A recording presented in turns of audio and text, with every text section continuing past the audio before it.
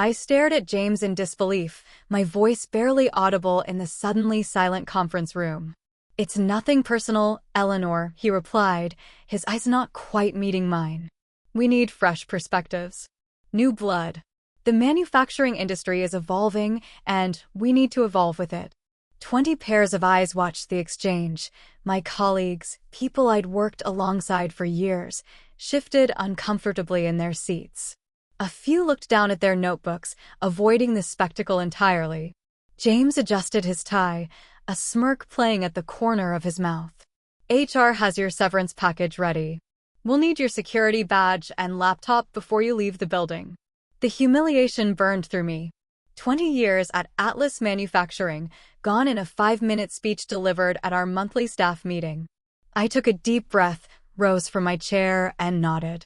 "I wish you all the best," I said, my voice steadier than I felt. I gathered my notepad and pen, the only personal items I'd brought to the meeting, and walked out without another word. My name is Ariana Vasquez, 49 years old.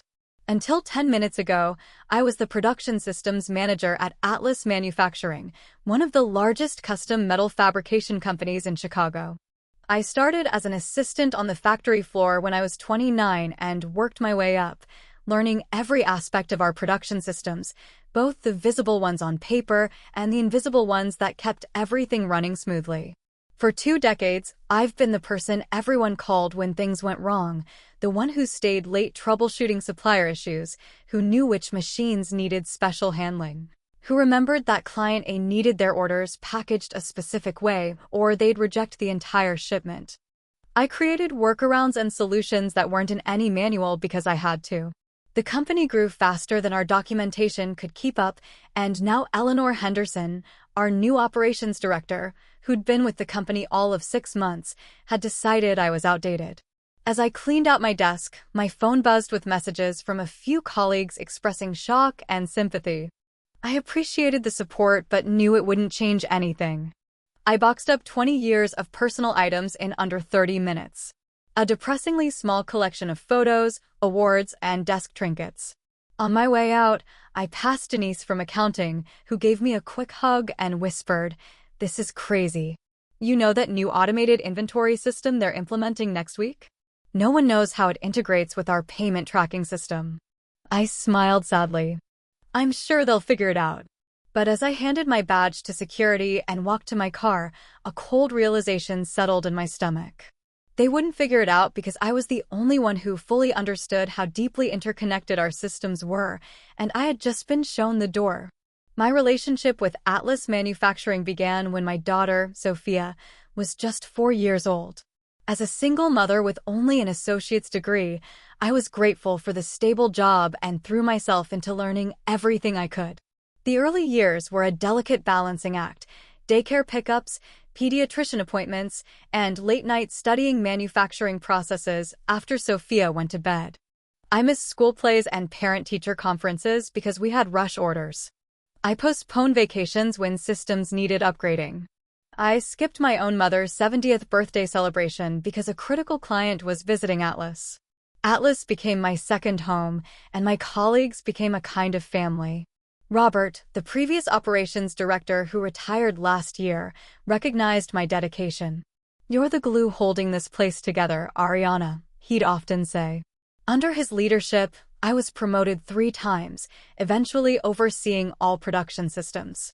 Robert understood that my value wasn't just in what I did, but in what I knew, the institutional knowledge that couldn't be captured in procedures or manuals. I tried to document the systems I'd created. I truly did. Every January, I'd start the year with the resolution to get everything on paper, but emergencies always took precedence. A supplier would suddenly go out of business, a machine would break down, or a client would need a last-minute change to a major order. The documentation remained perpetually incomplete, living largely in my head.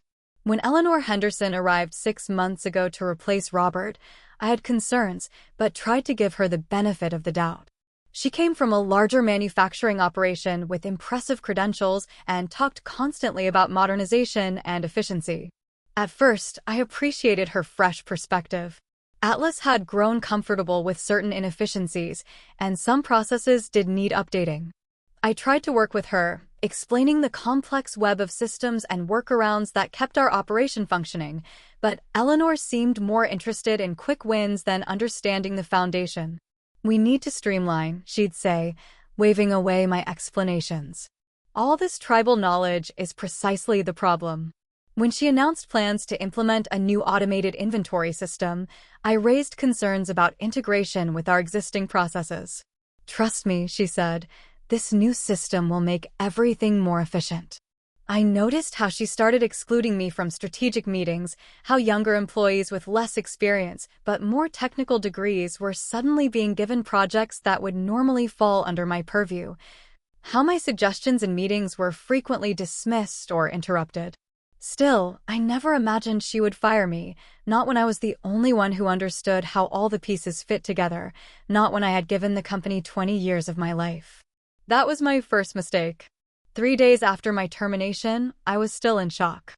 I'd spent the time updating my resume, though it felt strange to condense 20 years of experience into bullet points. Sophia, now 24 and living in New York, called daily with encouragement and apartment listings in the city, suggesting maybe it was time for a change of scenery.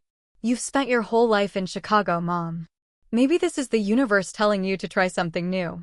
I appreciated her optimism, but wasn't ready to make any major decisions.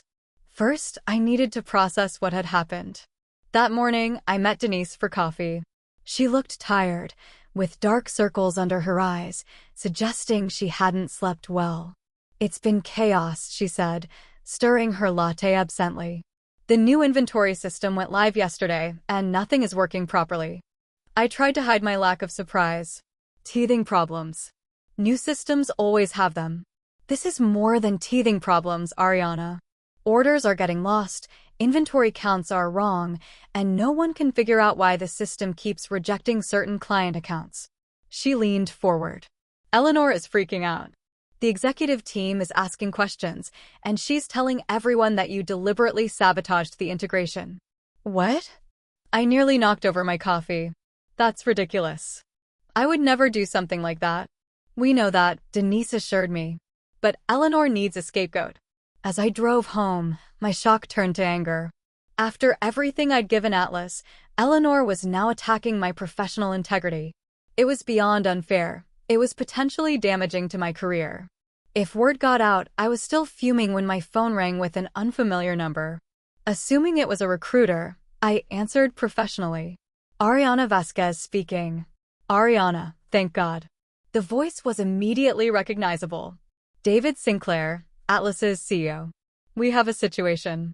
The desperation in his voice was palpable. I remained silent, waiting.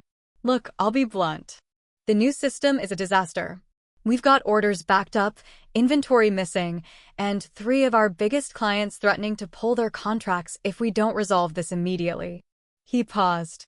"We need you back." I gripped the phone tighter. "David, Eleanor just fired me. She's telling people I sabotaged the company."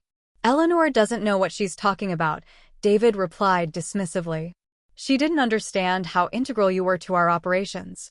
None of us did, really. We took your knowledge for granted." The validation I'd been seeking for years had finally arrived, but only after everything had fallen apart. Part of me wanted to savor the moment, to let them struggle as I had so many times, trying to keep their systems running. But another part, the part that had poured my heart into this company for 2 decades, ached at the thought of everything I'd built crumbling. "Please, Ariana," David continued, his voice dropping to an almost pleading tone. "Come back as a consultant. Triple your previous salary. We'll make it worth your while." I sat in my car, staring at the phone, a storm of conflicting emotions washing over me. They needed me now, but where was this recognition when it actually mattered? After a sleepless night weighing my options, I agreed to return to Atlas as a consultant, but on my terms. I would work remotely, set my own hours, and my contract would include a non-disparagement clause addressing Eleanor's false accusations. David agreed immediately, desperation evident in his voice. My first day back was strange. I connected to Atlas's systems from my home office. The familiar interfaces now viewed through a different lens. I wasn't an employee anymore. I was a hired gun brought in to save them from their own mistakes. It didn't take long to identify the primary issues. The new inventory system hadn't been properly integrated with the payment tracking system, exactly as I had warned. Moreover, several client-specific workarounds I'd implemented over the years had been overlooked during the transition. The system was trying to force standardization on processes that required customization. I documented the problems and solutions methodically, creating clear instructions for the IT team. By the end of the day, the most critical issues had been addressed, and orders were flowing again.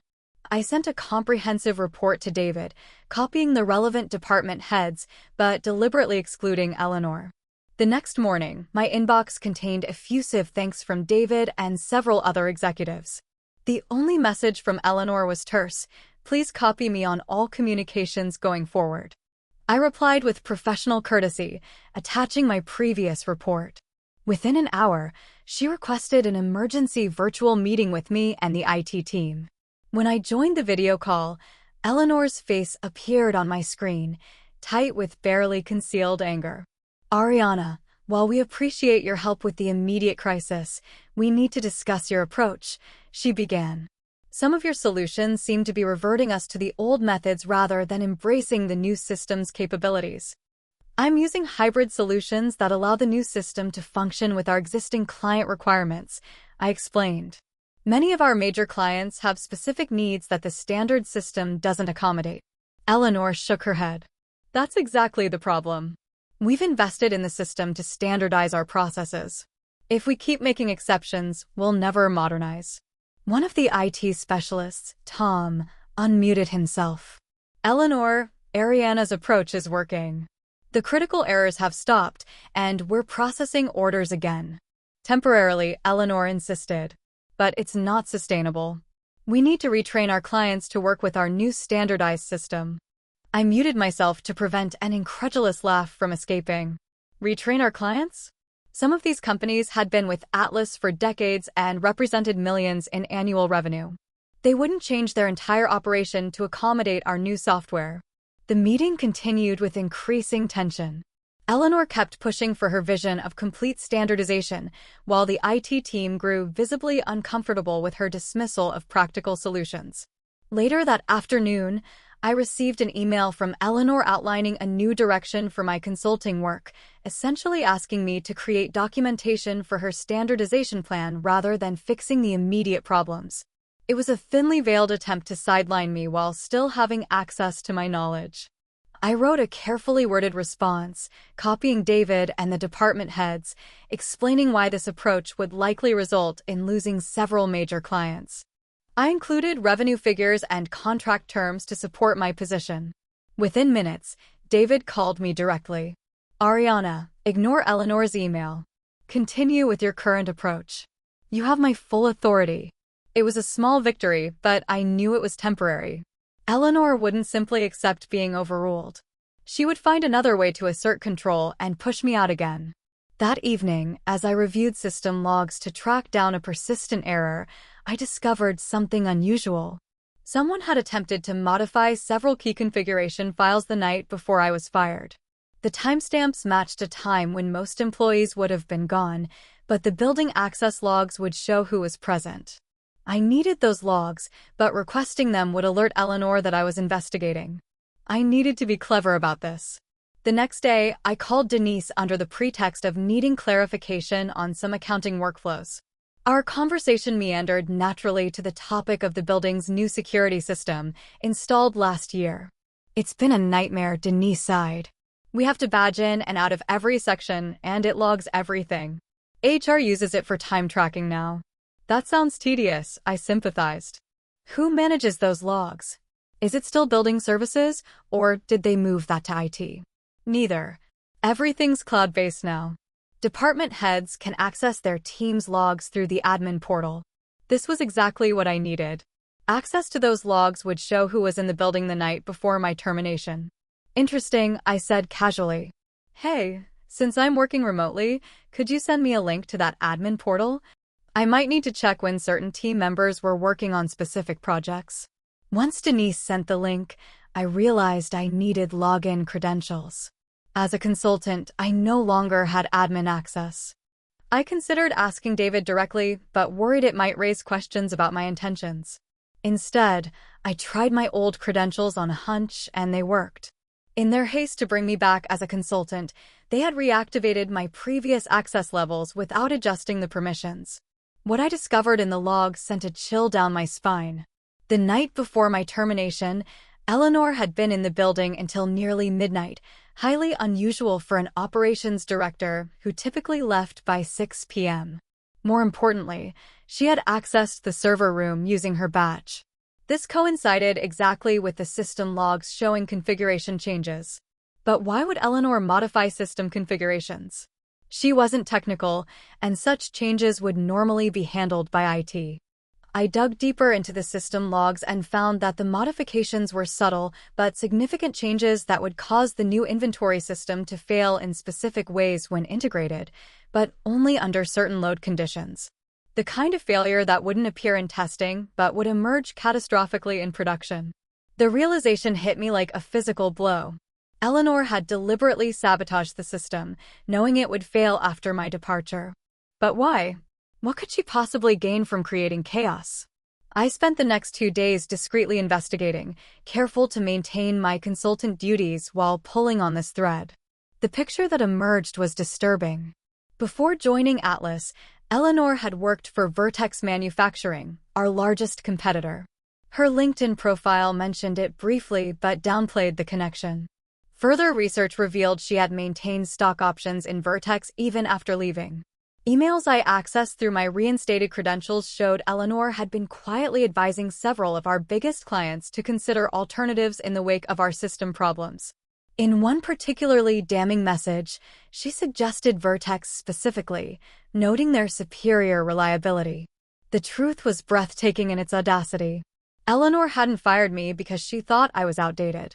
She fired me because I was the only person who could prevent her sabotage plan from succeeding. She was deliberately tanking Atlas's operations to drive clients to Vertex, clients she had insider relationships with, clients whose business would significantly increase the value of her Vertex stock options. I sat back in my chair, heart pounding. I had evidence of corporate espionage and sabotage, but bringing it forward would be risky. Eleanor was still an executive with significant influence. If I mishandled this, she could twist it to make me look vengeful or desperate. I needed to be strategic about how I exposed her, and I needed to be absolutely certain of my evidence before making such serious accusations. The question was, how far was I willing to go to protect a company that had discarded me after 20 years of loyalty? The answer came to me that night as I stared at my ceiling, unable to sleep. This wasn't just about Atlas or my wounded pride. It was about the hundreds of employees whose livelihoods depended on the company's survival, people like Denise, who had worked alongside me for years, or Tom from IT, who was putting his kids through college with his Atlas salary. I needed irrefutable evidence and a plan to present it that couldn't be dismissed or buried. Eleanor had allies on the executive team, people she'd charmed during her short tenure. Going directly to David might not be enough if Eleanor could convince others I was fabricating claims out of resentment. The next morning, I created a secure folder containing all the evidence I'd gathered, the system logs showing the sabotage, the building access records showing Eleanor in the server room, and the emails to clients recommending Vertex. I encrypted it and stored it in multiple locations, including sending a copy to my personal lawyer with instructions to open it only under specific circumstances. Then I set a trap. I identified the next likely target in Eleanor's sabotage plan, the production scheduling system, which was due for integration with the new inventory system the following week. If she followed her pattern, she would need to make modifications soon. I quietly implemented a monitoring protocol that would alert me to any unauthorized changes, capturing detailed logs of the activity. For 3 days, I continued my consulting work while waiting for the alert. On the 4th night at 11:23 p.m., my phone buzzed with the notification I'd been expecting. Someone was modifying the production scheduling system's core configurations, and the monitoring protocol was capturing everything, including a video feed from the server room security camera that I'd managed to access. The footage clearly showed Eleanor working on a server terminal, her face illuminated by the screen's blue glow. I watched in real time as she systematically inserted errors into the system, errors that would cause catastrophic failures once the integration went live. I immediately called David, regardless of the late hour. "I need you to come to the office right now," I said, foregoing pleasantries, "and bring the head of security. Eleanor is in the server room sabotaging the production system as we speak." To his credit, David didn't question me. "I'll be there in 20 minutes. I forwarded the live security feed to David's email and then called Tom from IT, who lived closest to the office. "I need a favor," I explained. "Can you go to the office and make sure Eleanor doesn't leave the server room before David and security arrive?" While waiting for confirmation that Eleanor had been caught, I compiled my complete dossier of evidence and sent it to David with a detailed explanation of what I'd found. I included the connection to Vertex and the communications with clients. Just after midnight, David called. "We've got her," he said, his voice tight with anger. "Security is escorting her from the building. The police have been called." I exhaled slowly, tension draining from my shoulders. "You need to secure her computer and phone immediately," I advised, "and contact those clients she's been communicating with. There's no telling how many she's approached already." "On it," David assured me. "Ariana, I don't know how to thank you. You've saved the company twice in 1 week." "I did my job," I replied simply, "the job I've always done." As I hung up, I felt an unexpected emotion wash over me, not vindication or triumph, but a profound sadness. 20 years of my life dedicated to Atlas, and it had come to this, saving the company from someone who had been there less than a year. But mixed with the sadness was something else, the dawning realization that I was finally free to choose what came next. The next morning, I arrived at Atlas's offices in person for the first time since my termination. The security guard greeted me with a surprised smile and a new visitor badge. "Ms. Vasquez, good to see you back." David met me in the lobby, looking exhausted but relieved. "Thank you for coming in. The board is assembling for an emergency meeting, and they've asked you to join." Walking through the familiar hallways felt surreal. Colleagues stopped to greet me, many offering quiet thanks or expressions of disbelief about Eleanor's actions. News had traveled fast. The boardroom was filled with tense executives when we entered. David invited me to a seat near the head of the table and began the meeting without preamble. "As you all know, we've uncovered evidence that Eleanor Henderson was deliberately sabotaging our systems to drive business to our competitor, Vertex Manufacturing. The police are involved, and we've already contacted our legal team about industrial espionage charges." He turned to me. "Ariana has compiled comprehensive documentation of the sabotage, which has been distributed to each of you. She was instrumental in uncovering this plot and catching Eleanor in the act." The board members reviewed the evidence in stunned silence. Finally, the chairwoman, Ella Barnes, looked up at me. "Ms. Vasquez, on behalf of the board, I want to extend our sincere apologies for what happened. Your termination was clearly a terrible mistake." "It was more than a mistake," I replied calmly. "It was the result of a systematic devaluation of institutional knowledge in favor of surface-level modernization. Eleanor was able to target me precisely because the company had already minimized my contributions." An uncomfortable silence followed. This wasn't what they had expected. Contrition and gratitude, perhaps, but not a critique of their leadership culture. "You're right," David finally acknowledged.